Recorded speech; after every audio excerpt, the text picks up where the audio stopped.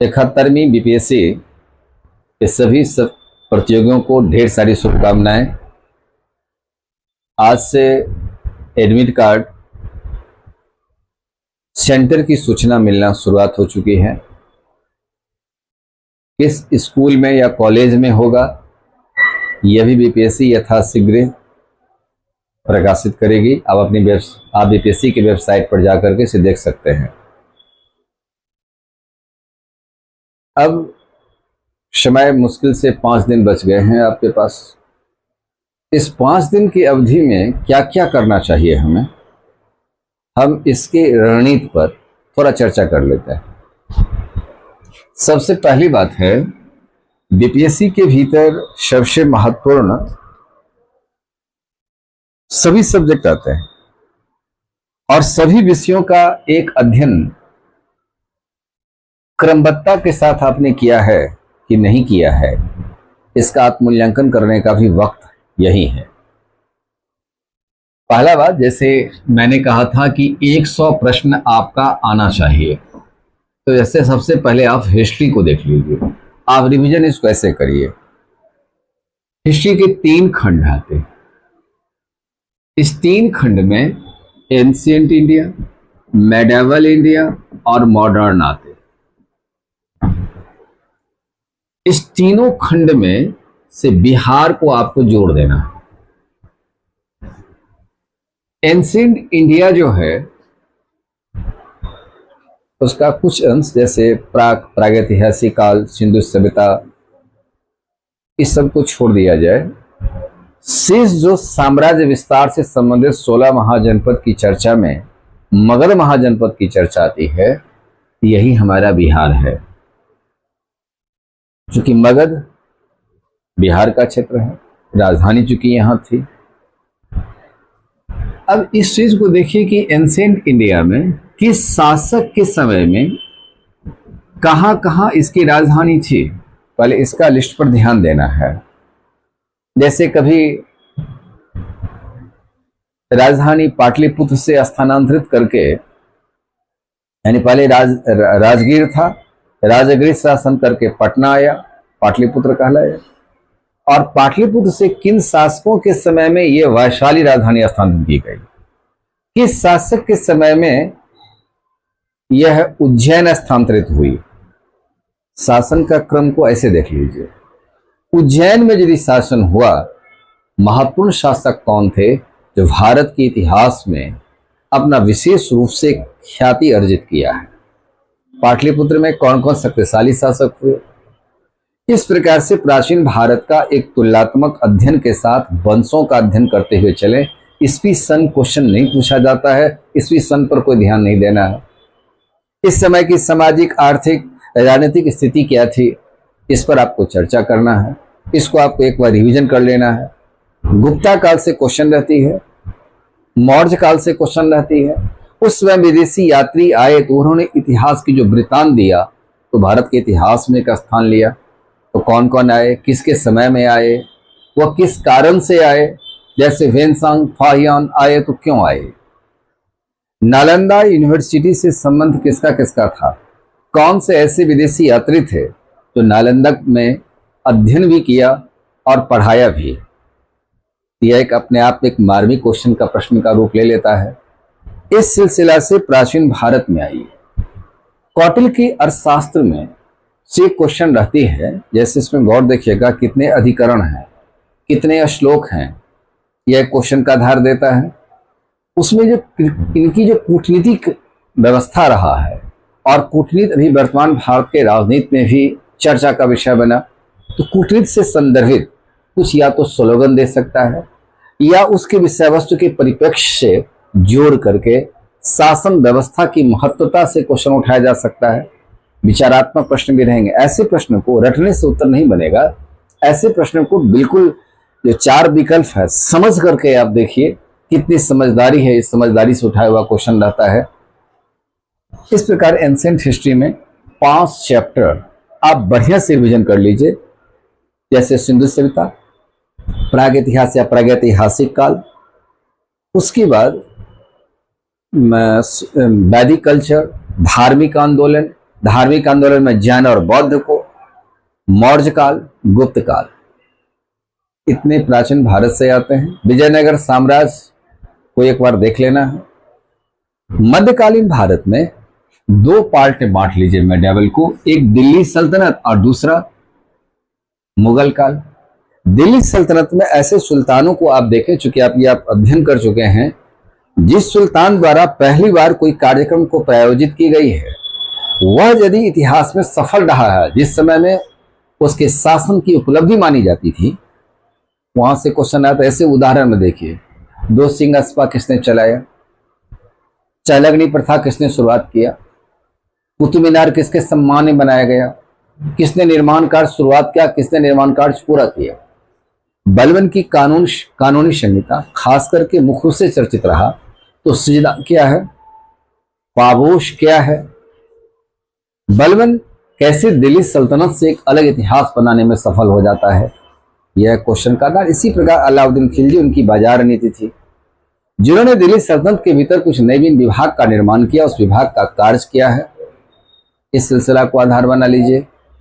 आगे देखिए कि मुगल काल में, मुगल काल का प्रश्न जहां तक होता है, जिसमें एक महत्वपूर्ण शासक जो 5 ऊपर के शासक थे, बाबर से लेकर के औरंगजेब तक, इस समय की सामाजिक, आर्थिक, राजनीतिक, सांस्कृतिक जो वातावरण था, व्यवस्था था, इस व्यवस्था से जोड़कर प्रश्न उठाया जाता है। उस काल की क्या स्थितियां थी, उस इतिहास से जोड़ के क्वेश्चन उठाया जाता है। रचनाकार कौन थे उस समय में, जैसे बाबरनामा में क्वेश्चन पूछा, बाबरनामा रचनाकार बाबर थे, लेकिन बाबर ने बाबरनामा को किस भाषा में लिखा, ऑलरेडी यह प्रश्न का मुद्दा बन जाता है। दीन इलाही अकबर ने चलाया, क्यों चलाया, इसका विषय वस्तु क्या थी, तो यह एक प्रश्न का उत्तर है। कुछ ऐसे भी शासक हुए जो शासक इस शासन की वफादारी नीति ना अपना करके अपनी बेपरवाही नीति अपनाया, जिससे डाउनफॉल ऑफ मुगल एम्पायर हो गया। तो कौन कौन शासक था, सो किस नाम से जाने जाते थे। जैसे मोहम्मद शाह के बारे में बीपीएससी क्वेश्चन पूछा, रंगीला बादशाह के नाम से कौन जाने जाते हैं। आखिर इतिहास से क्या हमारी नवीन पीढ़ी को सीख मिलती है, यहां से क्वेश्चन आती है। हालांकि आप जितना पढ़े हैं, आप उसको पढ़ने के बाद इन बिंदुओं पर थोड़ा सा ध्यान ज्यादा मात्रा में आकर्षित करना है।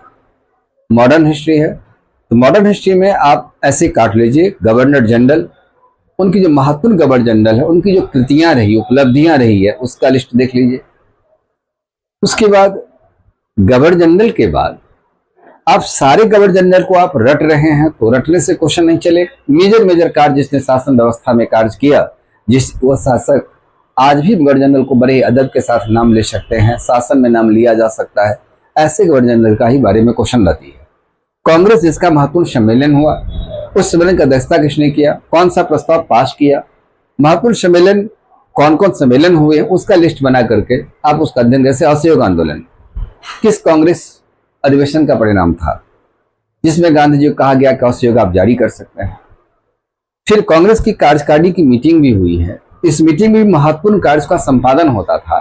तो गांधीवादी युग के में इस प्रकार से आप कांग्रेस कैसे आता है और किस प्रकार से कांग्रेस कार्य करती है, इस कार्य प्रणाली से क्वेश्चन उठती है। अधिनियम है 1773 से 1935 तक खासकर क्वेश्चन पूछी जाती है। तो अधिनियम का जब भी आप अध्ययन करिए तो 1773 से 35 तक आइए और आप उसका गंभीरता पूर्वक अध्ययन किए तो किस अधिनियम में क्या क्या प्रोविजन बनाया गया, मेजर प्रोविजन क्या था, मेजर प्रोविजन को रेखांकित करके दिमाग के अंदर रखिए, प्रश्न का उत्तर आ जाती है।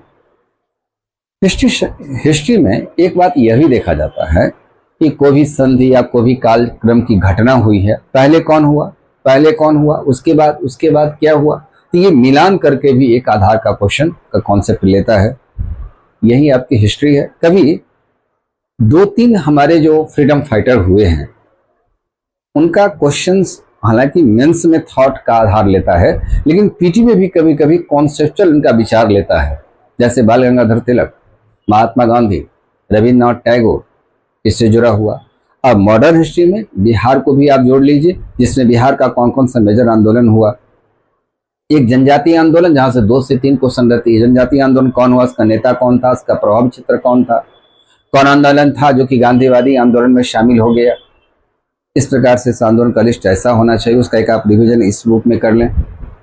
उसके बाद चंपारण सत्याग्रह था, किसान से संदर्भित आंदोलन कौन हुआ, तो चंपारण सत्याग्रह से आप शुरुआत करिए।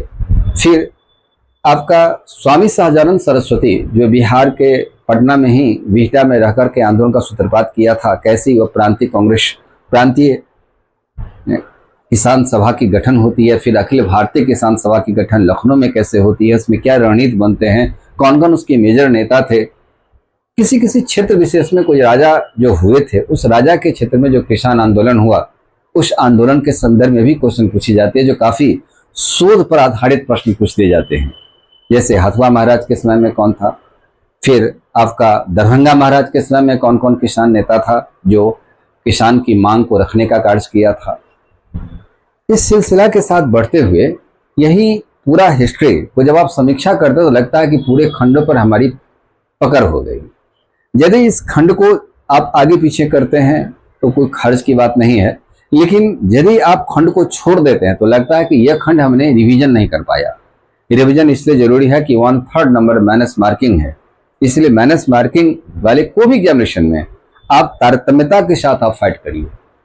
20 से 25 क्वेश्चन ऐसे होते हैं जहां विचार से लिया जाएगा, आपको परखना होगा, उस व्यवस्था की परखना होगा। जैसे आप उदाहरण में देखिए, आजादी के समय में जो भारत की समस्या थी, उस समस्या के समाधान के दिशा में भारतीय संसद की क्या रणनीतियां रही थी, अंतरिम संसद की क्या भूमिका थी। इससे संदर्भित क्वेश्चन एक आता है, सरकार के सामने प्रथम सरकार नेहरू जी की सरकार थी, सरकार के सामने क्या क्या चुनौतियां थी, कैसे कैसे उसको संगठनिक रूप देने का कार्य किया। यह प्रश्न का रूपरेखा बीपीएससी 2 क्वेश्चन ऐसा उठाती ही है। तो हिस्ट्री आपका पूरा हो जाता है। आप जो अध्ययन किए हैं, लेकिन आज से अपने अध्ययन की शैली को इस रूप में आप लेकर चलिए।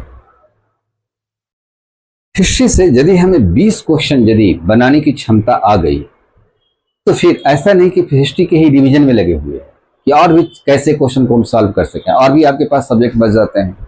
फिर इंडियन पॉलिटी है, तो इंडियन पॉलिटी में जैसे संविधान सभा, देखिए 2 क्वेश्चन रहती है। प्रियम्बल से कभी क्वेश्चन पूछती है, कभी नहीं पूछती है।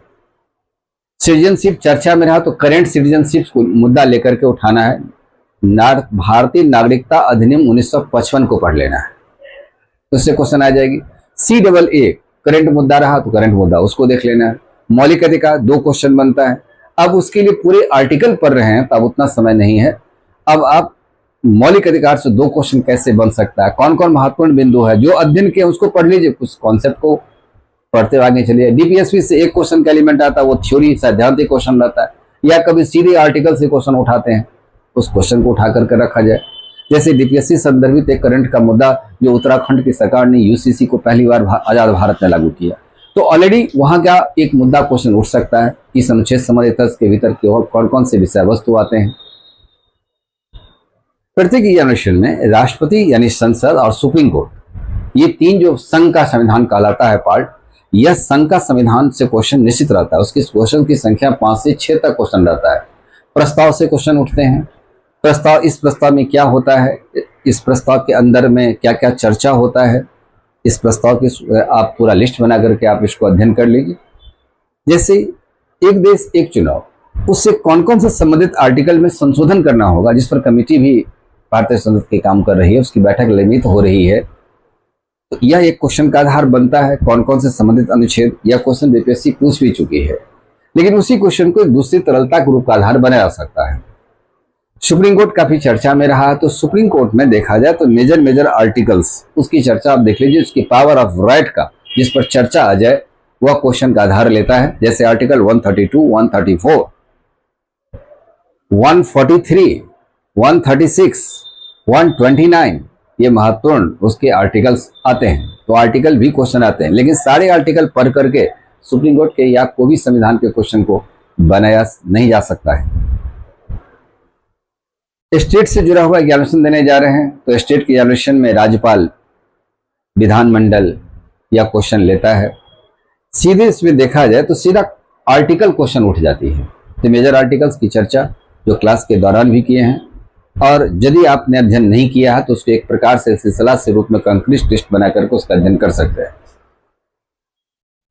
पब्लिक सर्विस कमीशन से क्वेश्चन नहीं उठते, लेकिन निर्वाचन आयोग से क्वेश्चन निश्चित रूप से उठते हैं। निर्वाचन आयोग का 324 से लेकर 329 तक के आर्टिकल, उनके पावर ऑफ राइट, कितने पार्टी राष्ट्रीय स्तर की पार्टियां हैं, यस, उसके क्या मानदंड है, क्या क्राइटेरिया है, इस क्राइटेरिया को इतना पढ़ लीजिए। इलेक्शन कमीशन से क्वेश्चन आ जाता है। जैसे अभी हाल ही में एसआईआर का मुद्दा उठाता, तो एसआईआर भारतीय संविधान की अनुच्छेद से संबंधित है। इलेक्शन कमीशन ने उस पर क्या स्पष्टीकरण रुख दिया है, कारण भारतीय संसद में भी काफी चर्चा का विषय बना हुआ था।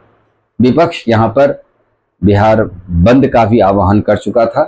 क्या संवैधानिक व्यवस्था है, इस संवैधानिक व्यवस्था से आपसे प्रश्न जोड़कर पूछा जा सकता है। संविधान संशोधन एक बहुत बड़ा चैप्टर है, लेकिन संविधान संशोधन के भीतर में एक ऐसा देखिए, आर्टिकल 1, आर्टिकल 7, संविधान संशोधन 1, 7, 35 या 36, 42, 44, 52, 61, 86, 91, 92, 100, 101, 102, 103, 104, 105, इतने की क्रमता के साथ आप इसका अध्ययन कर लीजिए। इतना तक में जो क्वेश्चन बना है, ये क्वेश्चन आपकी बन जाएगी। जम्मू कश्मीर से क्वेश्चन पूछना आप शुरुआत कर दिया है, क्योंकि बीपीएससी मेंस 17वीं में भी क्वेश्चन आया था, जम्मू कश्मीर के नवीन व्यवस्था में क्या क्या प्रावधान किए गए हैं।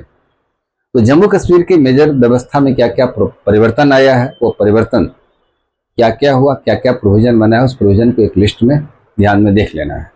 भारत का विशेष राज्य कौन कौन है, उसके मानदंड क्या है, सरकारी आयोग की रिपोर्ट के आधार पर विशेष राज्य दिए जाते हैं, तो उसको आप मानचित्र के साथ उसका अध्ययन कर लीजिएगा, जो क्लास में भी बताए हैं उस मानचित्र के साथ देख लीजिए। नहीं पॉलिटी क्वेश्चन इसी से पूरी हो जाती है। इकोनॉमिक्स की बात आती है, तो इकोनॉमिक्स में राष्ट्रीय आय की गणना कैसे होती, माप कैसे होती है, मुद्रास्फीति क्या है, फिर कर, टैक्स से जुड़ा हुआ क्वेश्चन एक रहती है। वित्त आयोग वर्तमान के साथ, करेंट फीचर के साथ उसको जोड़ लीजिए, वित्त आयोग से क्वेश्चन रहेगी। बैंकिंग प्रणाली से क्वेश्चन रहेगी। आगे फिर बिहार का इकोनॉमिक्स से उसको जोड़ लीजिए। बिहार इकोनॉमिक्स में जैसे आता है आपका जो करंट डेटा है, इसी से रिलेटेड बिहार सरकार का रेवेन्यू क्या है, आय क्या है, किस मद से ज़्यादा मात्रा में आय आती है, कृषि के क्षेत्र में क्या बिहार सरकार की कार्य है, शिक्षा क्षेत्र में क्या सरकार का कार्य है, किस मद में कितना खर्च हो रहे हैं, तो आंकड़े में भी क्वेश्चन आ सकते हैं। जैसे पिछली बार क्वेश्चन था कि सबसे अधिक बिहार सरकार किस मद में खर्च करती है, तो 7 से 8 क्वेश्चन सिद्धांत से क्वेश्चन इकोनॉमिक्स में रहेगा, और शेष जो 8 क्वेश्चन होंगे वह करेंट से बिहार सरकार की आर्थिक सर्वेक्षण से क्वेश्चन उठाए जाते हैं, तो यहाँ ये क्वेश्चन रहेंगे। आगे साइंस आता है, तो साइंस में फिजिक्स, केमिस्ट्री, बायोलॉजी आता है। फिजिक्स में जैसे इलेक्ट्रिसिटी है, वेव, लाइट, मैग्नेट, यह तो क्वेश्चन बनता ही बनता है। उसके बाद मिरर से संबंधित या लेंस से संबंधित क्वेश्चन देता है, या क्वेश्चन का आधार बनता है। न्यूमेरिकल नहीं बनता आता है, सिर्फ न्यूमेरिकल पर ध्यान नहीं देना। अप्लाइड क्वेश्चन का आधार बनाइए। केमिस्ट्री में भी ऑर्गेनिक केमिस्ट्री है, तो पूरा अप्लाइड केमिस्ट्री क्वेश्चन रहता है। बायोलॉजी में plant hormone, human hormone, disease, plant and human, तो ह्यूमन पूरा सिस्टम को एक बार पढ़ के जाइए। कहां पर भोजन टूटने से क्या होता है, यह आपको सीधा क्वेश्चन उठती है। इस क्वेश्चन को आप ध्यान में रखिए। जैसे विटामिन से जुड़ा हुआ, विटामिन की कमी होने से क्या हो सकता है, किस चीज में क्या चीज पाया जाता है, आसपास की पर्यावरणीय व्यवस्था में जो हमें ज्ञान होना चाहिए, ये विज्ञान से आधारित प्रश्न पूछे जाते हैं। करेंट है, तो राष्ट्रीय अंतर्राष्ट्रीय न्यूज पर विगत 1 वर्ष की घटना से, यदि सितंबर माह में क्वेश्चन है तो अगस्त 2024 से घटना ले सकता है, लेकिन जनवरी 2025 से लेकर वर्तमान तक 1 महीना पहले तक का आपका क्वेश्चन का आधारशिला बनेगा। करंट से क्वेश्चन इतना बन जाना चाहिए, जैसे आपका 15 से 20 क्वेश्चन करंट का बन जाए, साइंस से 15 से 20 क्वेश्चन बन जाए, हिस्ट्री से 20 क्वेश्चन बन जाए, इंडियन पॉलिटी 15 का 15 क्वेश्चन बन जाए, इकोनॉमिक्स से 10 से 12 क्वेश्चन बन जाए। फिर आपका मैथमेटिक्स है, तो मैथमेटिक्स में 10 क्वेश्चन होता है। जो सेक्शन आपका मजबूत है, उस मजबूत सेक्शन से आप बना लीजिए, देखिए बनता है कि नहीं। तो कम से कम 3 से 4 क्वेश्चन मैथमेटिक्स से भी आना चाहिए। उसी 10 क्वेश्चन में 2 क्वेश्चन रीजनिंग है, तो रीजनिंग तो समझदारी का विषय है, समझदारी से 2 क्वेश्चन आप बना लीजिए। यदि इस प्रकार से एक मोटा मोटी आप अभी रिवीजन जो करोगे, ऐसा देखो कि जैसे कि आप हिस्ट्री से यदि कुछ भी हो जाए तो 15 से 20 क्वेश्चन यदि आप बनाने में सफल हो जाते हैं तो 20 क्वेश्चन आप बना लीजिए। एक ज्योग्राफी भी अप्लाइड क्वेश्चन आता है, तो ज्योग्राफी में इंडिया खासकर विशेष रूप से क्वेश्चन आते हैं। तो यहाँ पर सेंसेक्स भी 2011 का आधार बना करके लेकर चल रहा है, तो ज्योग्राफी में आप 15 क्वेश्चन आप बना लेते हैं। तीसरा, आप क्वेश्चन अधिक आ सकता है, कम आ सकता है, लेकिन एक एवरेज हम दे रहे हैं कि इतना क्वेश्चन आप बनाने का रिवीजन का प्रयास करिए। इंडियन पॉलिटी है तो पॉलिटी से 15 क्वेश्चन बन जाना चाहिए। इकोनॉमिक्स है तो इकोनॉमिक्स से भी 12 क्वेश्चन बने तो कम से कम 10 क्वेश्चन बन जाए, क्योंकि उसमें कुछ टर्मोलॉजी से क्वेश्चन भी उठाए जाते हैं जो जल्दी से समझ में नहीं आता है। वो टर्मोलॉजी आप यदि पढ़े हैं तब तो आप उसको रिवीजन कर लें। उसको 10 क्वेश्चन आखिरी बेस के आधार से भी क्वेश्चन बन जाना चाहिए। उसकी कोई भी सेक्शन है, 1 नंबर ही 1 प्रश्न का रहता है, तो ऑलरेडी वो क्वेश्चन बने, जो बने वो सही सही बने। साइंस है तो उसमें फिजिक्स, केमिस्ट्री, बायोलॉजी है, साइंस से 20 क्वेश्चन बनना चाहिए। चाहे जिस सेक्शन से आपकी मजबूती पकड़ है उस सेक्शन से पकड़ लीजिए, लेकिन साइंस क्वेश्चन 20 बनना चाहिए। करंट है तो करंट से 15 क्वेश्चन या 20 क्वेश्चन बन जाए तो आपको और भी बेटर है, इतना बन जाना चाहिए। मैथ है तो मैथ से कम 4 क्वेश्चन बने या 5 क्वेश्चन बने, इतना बन जाना चाहिए। बहुत लड़का तो सामान्य छात्र हैं जो 5 क्वेश्चन बनाने की क्षमता जरूर रखते हैं। हाँ, 1-2 क्वेश्चन जरूर मैथ्स में ऐसा होता है जो काफी लेंदी प्रोसेस हो जाता है, इस लेंदी प्रोसेस में आपको फंसा सकता है। तो ऐसा नहीं कि समय बर्बादी ना हो जाए, समय को ध्यान में रखते हुए यह कार्य करना चाहिए। और कौन पेपर बच गया?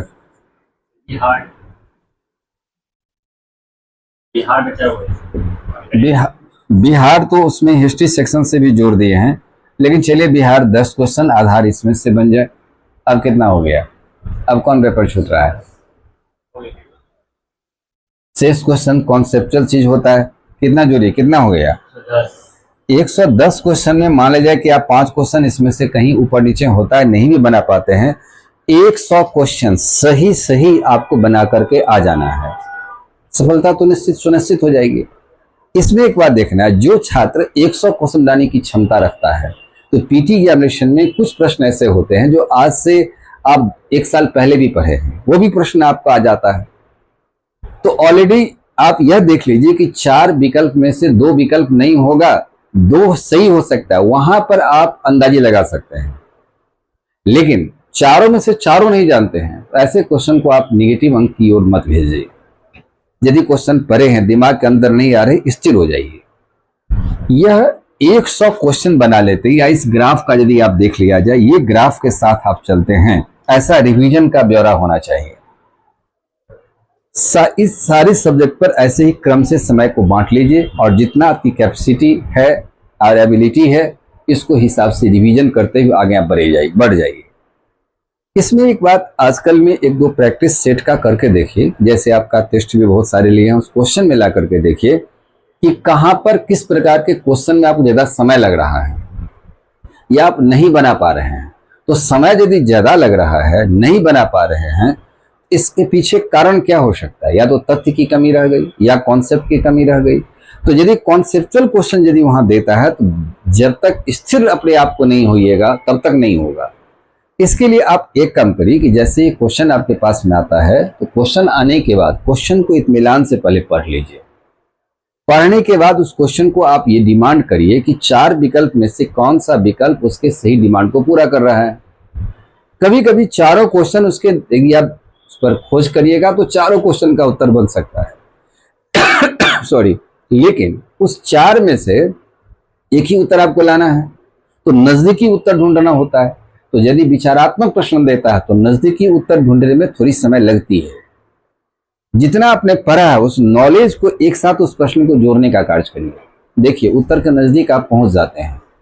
20 क्वेश्चंस से 25 क्वेश्चंस के बीच में बीपीएससी में ऐसा प्रश्न होता है जिसके भीतर देखा जाता है कि आप में सोचने की क्षमता कितनी है। उसी क्षमता को ध्यान में रखना होता है कि आप उसको कैसे बना पाते हैं। यदि इस क्षमता को डेवलप नहीं होगा तो फिर पीटी गर्सन का महत्व फिर क्या रह जाता है, उसकी महत्व तो कुछ रहेगी नहीं। अब इस सिलसिला के साथ इसका अध्ययन आपके ऊपर डिपेंड किया होगा, कितने ऑथेंटिक स्रोतों से आपने अध्ययन किया है, क्लास के नोट्स को कितना इत्मीनान से पढ़ा है, ये दो बात जरूर निर्भर करेगा। अब आगे देखिए, सबसे पहले एग्जामिनेशन हॉल में जब आप जाते हैं तो पहले आपको आधा घंटा पहले तो एग्जामिनेशन हॉल के अंदर से ही प्रक्रियाएं शुरुआत हो जाती है। आप जब OMR आपको दिया जाता है तो OMR को देख लीजिए कि आपका सही OMR है कि नहीं, कहीं कटा फटा तो नहीं है। OMR को एक बार आपने भरना शुरुआत किया, फिर OMR आपको बदले नहीं जाएंगे, उसी OMR पर रखना है। दिए गए कॉलम को क्या कह रहा है, कैसे भर रहे हैं, ये बहुत ही नजदीक से आपको देखना होगा। OMR सही ढंग से नहीं भरने के कारण 17 से 18% लड़के मैदान से बाहर हो जाते हैं, उनकी कॉपी का वैल्यूएशन भी नहीं होता है। तो सही ढंग से OMR भरें। लास्ट वाला जो क्वेश्चन आता है कि कौन सा ग्रुप है, तो जैसे ही प्रश्न दिया तुरंत फाड़ने के लिए कहता है नहीं कौन सा ग्रुप है, ग्रुप को भर लीजिए। इसलिए OMR को इत्मीनान से भरने के बाद जो उसका ग्रुप है वह ग्रुप क्वेश्चन आते ही देख लीजिए। जैसे वो कहता है कि स्टार्ट करें, स्टार्ट में क्वेश्चन आप जब आपके हाथ में आता है तो होता क्या है, कभी किसी लड़का को मान ले जाए कि मैथ पर पकड़ नहीं है, क्वेश्चन पहला सामना उसको मैथ से करना पड़ रहा है, तो मैथ से सामना करना पड़ रहा है तो मैथ क्वेश्चन देख के वहीं पर घबराहट हो जाती है, वहीं पर कमजोर पड़ने लगते हैं। आप देखिए मैथ के बाद आपका कौन सा सीन आ रहा है, वह किस सब्जेक्ट का सीन आ रहा है। एक बार जो क्वेश्चन फाइनली आपके हिसाब से उत्तर सही है, जहां बदलाव नहीं कर सकते हैं आप, उत्तर बिल्कुल सही है, आप उस क्वेश्चन को क्वेश्चन पर में टिक लगा लीजिए और OMR पर भरते चले जाइए। जैसे कभी कहा जाता है कि इतिहास से हमें सीख मिलती है। जैसे पीछे बार 17वीं एग्जामिनेशन में कुछ छात्र ऐसे भी आए थे जिन्होंने कहा कि हमें समय कम मिला, लास्ट में हम उसको कॉलम को काला नहीं कर पाए, वह रह गया। तो यह दृश्य नहीं बनने दिया जाए। पहले अपने को हर तरह से सावधानी मुद्रा में रहिए कि 100 क्वेश्चन पार करने के लिए मुझे उतना तो बना लेना है पहले। तो आप सबसे पहले देखिए किसका उत्तर सही है, OMR पर ले आइए। OMR से आपकी प्रैक्टिस बहुत जरूरी है, इसलिए एक आध OMR पर प्रैक्टिस भी कर लीजिए कि पहला का पहला घेरे, 2 का 2, 10 का 10, 18 का 18, कौन सा उसका विकल्प है वो भरे। ऐसा नहीं कि डबल कॉलम को काला कर दें या नाखून से खरोचते हैं तो आपको इनकम्प्लीट कर दी जाती है, क्योंकि वह पर कंप्यूटर नहीं लेगा। 2 यदि काला हो गया तो उसके लिए नाखून से छेड़छाड़ OMR की नहीं होनी चाहिए। इस प्रकार से अब आप देखिए कि जो क्वेश्चन हमें आ रहा था मैंने उसको बना लिया। अब कुछ क्वेश्चन ऐसे हैं जो पढ़े हुए तो हैं लेकिन बन नहीं पा रहा है, तो उसमें से 2 विकल्प को छांटिए कि जो बिल्कुल नहीं होगा, 2 कौन सा होगा, दिमाग से लगाकर उत्तर को देखिए।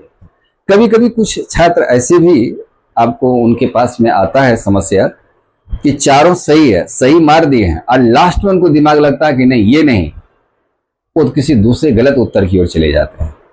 यह भी बात नहीं होना, इसीलिए रिवीजन बहुत मस्ट है। जितना चूंकि आप रिवीजन करेंगे, कॉन्फिडेंस होकर उतना मार के आएंगे तो मानवीय भूल भी कम होगी। हालांकि एक आध क्वेश्चन मानवीय भूल में जरूर जाता है, लेकिन मानवीय भूल कम से कम हो इस बात की प्रयास करनी चाहिए। जैसे मानवीय भूल में यदि एक क्वेश्चन आपने गलत कर दिया तो नहीं जानने वाला क्वेश्चन आप एक और सेट करना होगा, एक बनाना होगा। इस चक्कर में क्या हो जाता है, लड़का माइनस मार्किंग में रिस्क ज्यादा ले लेता है। इसे सबसे पहले मानवीय भूल से बचें। दूसरा, धैर्यपूर्वक क्वेश्चन को पढ़ें। यदि क्वेश्चन आपको समझ में नहीं आता है तो आप 4 बार जोर से सांस खींचिए, ताकि सीने में ऑक्सीजन आ जाने के बाद जो आपकी जो बेचैनी होती है, जो घबराहट होती है, वह घबराहट भी नहीं होगी। इस सिलसिला के साथ यदि आप कार्य करते हैं तो निश्चित रूप से सफलता प्राप्त होती है, और ऐसे छात्र भी लड़के आते हैं। सफलता मिलती है, लेकिन सफलता प्राप्त करने के लिए छोटी छोटी सी बात को भी ध्यान में रखना पड़ेगा, इसलिए उस दिन वो भी गड़बड़ियां नहीं हो। इससे पहले कि रात्रि में विश्राम बेहतरीन तरीका से हो, नींद गहरी हो जानी चाहिए, ताकि नींद की कमी होने से भी कुछ लड़के में बेचैनी बढ़ती है और परीक्षा खराब हो जाता है।